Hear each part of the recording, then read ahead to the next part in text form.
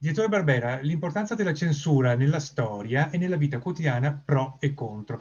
Quali sono le motivazioni che la hanno vista nascere e vista scomparire? Il nucleo di questa domanda è: a livello culturale ha senso? Punto di domanda. Se noi vogliamo crescere una società, diciamo una società migliore, rivolta ad un innalzamento della nostra popolazione a livello culturale, la censura può essere uno strumento o quello che conta sono i contenuti e non il resto? E quindi l'importanza della censura nella storia torna nuovamente, questo è il senso.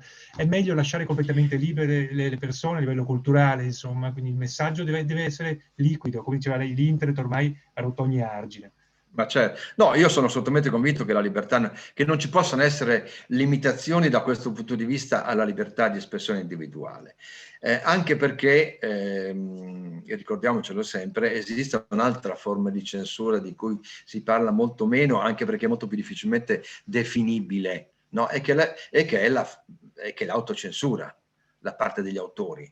Un autore sa fino a che punto può spingersi. Mm, Qualche quindi volta va questo è un po' anche al di là, è castrante, sì, sì, qualche sì, sì. volta va anche al di là di questi limiti, lo fa in maniera Ma a suo provocatoria, rischio. lo fa proprio Sì, sì. perché intende rompere dei tabù, delle barriere psicologiche e sociali alle quali ci siamo Certo. conformati. E quindi in questo aspetto l'arte, anzi, ha una funzione positiva, perché vuol dire, perché, come dire, non possiamo pensare di rimanere ancorate ad un unico modello di pensiero, di etica e di morale che necessariamente cambia con il cambiare dei tempi, con la pressione dei cambiamenti sociali ai quali siamo sottoposti quotidianamente, no? Allora, io direi, la censura semmai ha avuto un senso e non ce l'ha mai avuto perché, come dicevo prima, la censura ha sempre avuto una funzione di controllo ed era uno dei tanti modi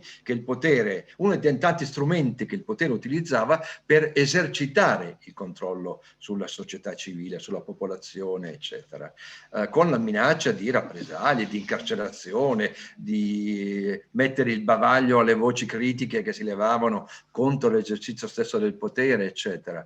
Oggi non siamo più disposti ad accettare queste forme di censura, se non in quei regimi non democratici, e ce ne sono purtroppo tantissimi al giorno d'oggi in tutto il mondo, ma Sì. diciamo in Europa, nella nostra civiltà in cui siamo cresciuti e dove viviamo, questo tipo di censura a noi risulta assolutamente antistorica e inaccettabile. Tant'è vero che ci sono strenue battaglie a difesa della libertà assoluta di internet, per esempio, quando c'è qualcuno che comincia a dire è vero, internet è una piattaforma a disposizione di tutti e non possiamo imporre limitazioni di sorta, però c'è quello che comincia a dire, bene, qualche forma, non dico di controllo, ma di regolamentazione di un territorio, di una prateria sconfinata soggetta a incursioni di qualsiasi tipo, forse bisognerebbe cominciare a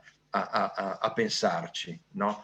Però oggi diciamo che siamo così abituati a gestirci la nostra libertà e non dimentichiamo che imparando a gestire la nostra libertà cresciamo, noi stessi cresciamo. La censura era anche un modo per dire voi spettatori, voi cittadini, voi popolo non siete abbastanza colti, Sì, educati, preparati, maturi. maturi Sì, per scegliere da soli quello che potete o volete chiaro. vedere. Non è giusto, non ci deve essere nessuno che deve insegnare a noi che cosa possiamo vedere. Dobbiamo essere noi che ci rendiamo conto fin dove possiamo arrivare Autoresponsabili. e Sì, sì. diventare responsabili al punto da dire bene, questo non voglio vederlo o non si può far vedere, ma non ci deve essere qualcuno che me lo dice. Non siamo più bambini a scuola dove c'è un insegnante, un maestro, un pedagogo che ci dice si fa così o non si fa così. Siamo esseri adulti formati, consapevoli, con una coscienza e abbiamo tutti gli strumenti per gestire questa libertà che ci viene data, che è un diritto e che dobbiamo imparare a gestire da soli. Chiarissimo, chiarissimo.